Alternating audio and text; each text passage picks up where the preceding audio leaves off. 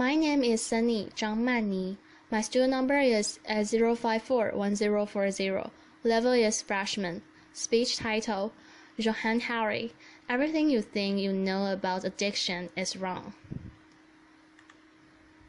One of my earliest memories is of trying to wake up one of my relatives and not being able to. And I was just a little kid, so I didn't really understand why. But as I got older, I realized we had drug addiction in my family, including later cocaine addiction. I've been thinking about it a lot lately, partly because it's now exactly 100 years since drugs were first banned in the United States and Britain, and we then imposed that on the rest of the world. As a century scene, we made this real fateful decision to take addicts and punish them and make them suffer. Because we believe that it would deter them, it would give them an incentive to stop. And a few years ago, I was looking at some of the addicts in my life who I love and trying to figure out if there was some way to help them. And I realized there were loads of incredibly basic questions I just didn't know the answer to. Like, what really causes addiction? What do we carry on with this approach that doesn't seem to be working? And is there a better way out there that we could try instead? So I read lots of stuff about it. I couldn't really find the answer I was looking for. So I thought, okay, I'll go and see with different people around the world who live this and study this and talk to them and see if I could learn from them. And I didn't realize I would end up going over 30,000 miles at the start, but I ended going and meeting lots of different people. From a transgender crack dealer in Brownsville, Brooklyn, to a scientist who spends a lot of time feeding hallucinogens to monkeys to see if they like them. It turns out they do, but only in very specific circumstances, to the only country that's ever decriminalized all drugs from cannabis to crack, Portugal. And the thing I realized that really blew my mind is almost everything we think we know about addiction is wrong. And if we start absorbing the new evidence about addiction, I think we're going to have to change a lot more than our drug policies. But let's start with how we think we know. How I thought I knew. Let's think about this middle row here. Imagine if you for 20 days now went off and used heroin 3 times a day. Some of you look like little more enthusiastic than others at this prospect. Laughter. Don't worry, it's just a thought experiment. Imagine you did that right. What would happen? Now we have a story about what would happen that we've been taught for a century. We think, because there are chemical hooks in heroin, as you took it for a while, your body would become dependent on those hooks. You'd start to physically need them, and at the end of those 20 days, you'd all be heroin addicts, right? That's what I thought. First thing that alerted me to the fact that something not right with this story is when it was explained to me. If I step out this tattoo today and I get hit by a car and break my hip, I'll be taken to hospital and I'll be given lots of diamorphine. Diamorphine is heroin. It's actually much better heroin than you're going to buy on the street because the stuff you buy from the drug dealer is contaminated. Actually, very little of it is heroin. Whereas the stuff you get from the doctor is medical pure, and you will be given it for quite a long period of time. There are lots of people in this room, you may not realize it. You've taken quite a lot of heroin, and the only one who is watching this anywhere in the world, this is happening. And if how we believe about addiction is right, those people are exposed to all those chemical hooks. What should happen? They should become addicts. This has been studied really carefully. It doesn't happen. You will have noticed if your grandmother had a hip replacement, she didn't come out as a junkie. Laughter. And when I learned this, it seemed so weird to me, so contrary to everything I'd been taught, everything I thought I knew. I just thought it couldn't be right until I met a man called Bruce Alexander. He's a professor of psychology in Vancouver who carried out an incredible experiment I think really helped us to understand this issue. Professor Alexander explained to me the idea of addiction we've all got in our heads. That story comes partly from a series of experiments that were done earlier in the 20th century. It's really simple. You can do them today at home if you feel a little sadistic. You can get a rat and you put it in a cage and you give it 2 water bottles. One is just water and the other is waterless with either chlorine or cocaine. If you do that, the rat will almost always prefer the jug water and almost always kill himself quite quickly. So there you go, right? That's how we think it works in the 70s. Professor Alexander comes along and he looks at this experiment and he noticed something. He said, we're putting the rat in an empty cage. It's got nothing to do with use these drugs. Let's try something different. So Professor Alexander built a cage and that he called Rat Park, which is basically heaven for rats. They've got loads of cheese, they got loads of colored balls, they've got loads of turtles. Crucially, they've got loads of friends. I can have loads of sex, and they've got both the water bottles, the normal water, and the dry water. But here's the fascinating thing. At Rat Park, they don't like the jug water. They almost never use it. None of them ever use it compulsively. None of them ever overdose. You go from almost 100% overdose when they're isolated to 0% overdose when they have happy and connected lives. Now, when he first saw this, Professor Alexander thought maybe this is just a thing about rats. They are quite different to us, maybe not as different as we'd like, but But fortunately, there was a human experiment into the exact same principle happening at the exact same time. It was called the Vietnam War. In Vietnam, 20% of all American groups were using lots of heroin. And if you look at the news reports from the time, they were really worried because they thought, oh my God, we're going to have hundreds of thousands of junkies on the streets of the United States when the war ends. It made total sense.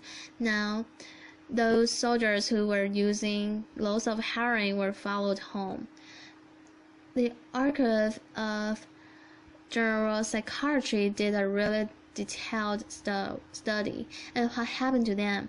It turns out they didn't go to rehab. They didn't go into withdrawal. 95% of them just stopped. Now, if you believe the story about chemical hoods, that makes absolutely no sense. But Professor Alexander began to think there might be a different story about addiction. He said, what if addiction isn't about your chemical hoods? What if addiction is about your cat? What if addiction is an adaptation to your environment? Look at this. There was another professor called Peter Johann in the Netherlands who said maybe we shouldn't even call it addiction. Maybe we should call it bonding. Human beings have a natural and innate need to bond. And when we're happy and healthy, we're bond and connect with each other. But if we can't do that because we're traumatized or isolated or beaten down by life, you will bond with something that will give you some sense of relief. Now, there might be gambling, there might be pornography, there might be cocaine, there might be cannabis. But you're bound to connect with something because that's our nature. That's how we want as human beings. And at first I found this quite a difficult thing to get my head around, but one way that helped me to think about it is I can see. I've got over my seat a bottle of water, right? I'm looking at lots of you, and lots of you have bottles of water with you. Forget the jars, forget the jug word. Totally legally, all of those bottles of water could be bottles of vodka, right? We could all be getting drunk. I might after this laughter, but we're not now because you've been able to afford the approximately gazillion pounds that it costs to get into a TED Talk. I'm guessing you guys could afford to be drinking vodka for the next 6 months. You wouldn't end up homeless. You're not going to do that, and the reason you're not going to do that is not because anyone's stopping you. It's because you've got bonds and connections that you want to be present for. You've got the work you like. You've got the people you love. You've got healthy relationships and a core part of addiction, I come to think. And I believe that evidence suggests it's about not being able to bear to be present in your life. Now, this has really significant implications. The most obvious implications are for the war on drugs in Arizona. I went out with a group of women who were mad to wear t-shirts saying I was a drug addict, and go out on chain gangs and dig graves while members of public jeer at them. And when those women get out of prison, they're going to have criminal records that mean they'll never work in a legal economy again. Now, there's a very extreme example, obviously, in the case of a chain gang, but actually almost everywhere in the world we treat addicts to some degree like that. We punish them, we shame them, we give them criminal records, we put the barriers between them, reconnecting. There was a doctor in Canada, Dr. Gamber Matei, an amazing man, who said to me if we wanted to design a system that would make this addiction worse, you would design that system. Now there's a class that decided to do the exact opposite, and I went there to see how it worked. In the year 2000, Portugal had one of the worst drug problems in Europe. 1% of the population was addicted to heroin, which is kind of mind-blowing. And everywhere they tried the American way more and more. They punished people and stigmatized them and shamed them more. And everywhere the problem got worse. And one day, the prime minister and the leader of the opposition got together and basically said, look, we can't go on with a country where we're having ever more people becoming heroin addicts. And set up a panel of scientists and doctors to figure out how would genuinely solve the problem. And set up a panel led by an amazing man called Dr. Hogulao to look at all this new evidence, and they came back and said decriminalize all drugs from cannabis to crack, and this is the crucial next step. Take all the money we used to spend on cutting addicts off, on disconnecting them, and spending instead on reconnecting them with society. And that's not really how we think of drug treatment in the United States and Britain. So they do the residential rehab, they do psychological therapy. That does have some value, but the biggest thing they did was the complete opposite of how we do. A massive program of job creation for addicts and microloans for addicts to set up small business. So say you used to be a mechanic. When you are ready, they'll go to a garage, and they'll say, if you employ this guy for a year, we'll pay half his wages. The goal was to make sure that every addict in Portugal had something to get out of bed for in the morning. And when I went and met the addicts in Portugal, what they said is, as they rediscovered purpose, they rediscovered bonds and relationships with the wider society. It'll be 15 years this year since the experiment began, and the results are in. Injecting drug use is down in Portugal, according to the British Journal of Criminology, by 50%. Overdose is massively down. HIV is massively down among adults. Addiction in every study is significantly down. One of the ways you know it's worked so well is that almost nobody in Portugal wants to go back to the old system. Now, that's the political implications. I usually think there's a layer of implications to all this research below that. We live in a culture where people feel really increasingly vulnerable to all sorts of addictions, whether it's to their smartphones or to shopping or to eating. Before this talks began, you guys know this, you were told we weren't allowed to have our smartphones on, and I have to say, a lot of you looked an awful lot like addicts who were told their dealer was going to be unavailable for the next couple of hours after. A lot of us feel like that, and it might sound weird to say. I've been talking about how disconnection is a major driver of addiction, and weird to say it's growing, because you think we're the most connected society that's ever been, surely. But I increasingly began to think that the connections we have or thing we have are like a kind of parody of human connection. If you have a crisis in your life, you'll notice something. It won't be your cheater follows who comes to sit with you. It won't be your Facebook friends who help you turn it around. It'll be your flesh and blood friends who you have deep and nuanced and textured face-to-face relationships with.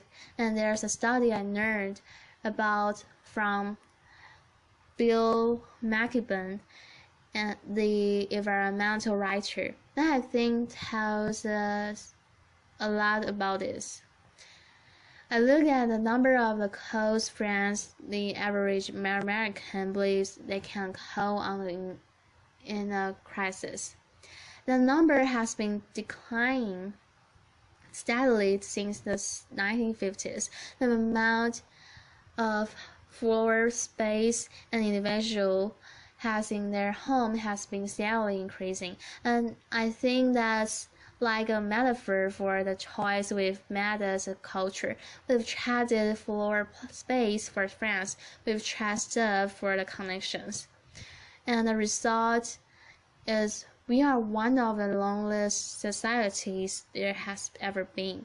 And Bruce Alexander, the guy who did the Red Park experiment, says, we talk all the time in addiction about individual recovery, and it's right to talk about that, but we need to talk much more about social recovery. Something's gone wrong with us, not just with individuals, but as a group. And we've created a society where, for a lot of us, life looks a whole lot more like that isolated cage and a whole lot less like Red Park. If I'm honest, the reason why I went into it, I didn't go into discover the political stuff, the social stuff. I wanted to know how to help the people I love, and when I came back from this long journey and I learned all this, I looked at the addicts in my life, and if you are really counted as hard loving and addict, and there's going to be lots of people who know in this room.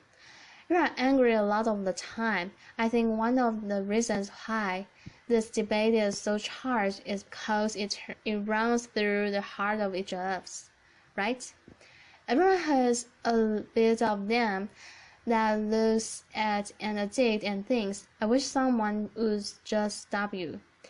And the kind of scripts we're told for how to deal with the addicts in our life is typified by, I think, the reality show Intervention. If you guys have ever seen it, I think everything in our lives is defined by reality TV. But that's another TED Talk. If you're ever seen the show Intervention, it's a pretty simple premise. Get an addict, all the people in their life gather them together, confront them with what they're doing, and they say, if you don't shut up, we're going to cut you off. So what they do is they take the connection to the addict and they threaten it. They make it contingent on the addict behaving the way they want. And I began to see why the approach doesn't work. I began to think that's almost like the imparting of the logic of the drug world into our private lives. So I was thinking, how would I be Portuguese and what I've tried to do now? And I can tell you, I do it consistently, and I can tell you it's easy. It's to say to the addicts in my life that I want to deepen the connection with them. To say to them, I love you, whether you're using or you're not, I love you, whatever state you're in. And if you need me, I'll come and sit with you because I love you and I don't want you to be alone or to feel alone. And I think the core of that message, you're not alone, we love you, has to be at every level of how we respond to addicts socially, politically, and individually. For 100 years now, we've been singing word songs about addicts. I think all along we should have been singing love songs to them, because the opposite of addiction is not sobriety. The opposite of addiction is connection. Thank you. Applause.